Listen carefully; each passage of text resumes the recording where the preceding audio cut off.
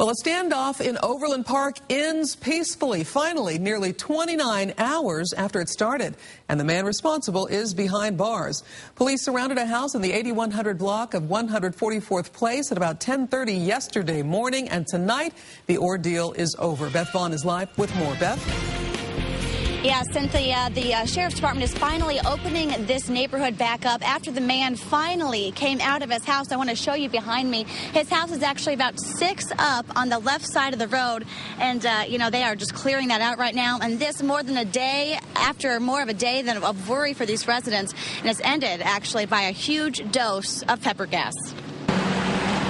43-year-old Ian Goldsmith taken into custody today on a felony criminal threat warrant and $250,000 bond.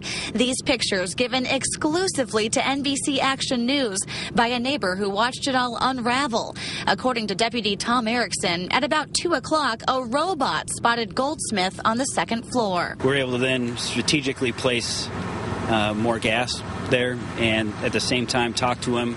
He finally started talking back to us. The first communication from Goldsmith in the 29-hour period, all while the neighborhood was at a standstill. The houses that weren't evacuated were barricaded off. I live at the top of the street over here, and so we've been having to park 2 streets over and walking. Erickson says they had reason to believe Goldsmith was armed and unpredictable, so safety took center stage. The standoff started yesterday morning when police tried to serve an eviction.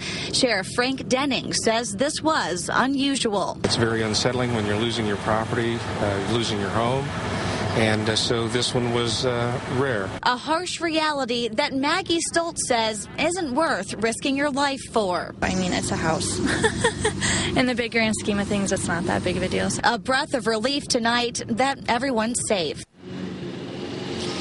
According to court records, Goldsmith lost ownership of his home through foreclosure. And now Erickson did say that that process, the eviction process in Kansas, is very long and includes a lot of warnings. So he says that there's no way that Goldsmith could have been surprised by seeing the officers yesterday who served his papers.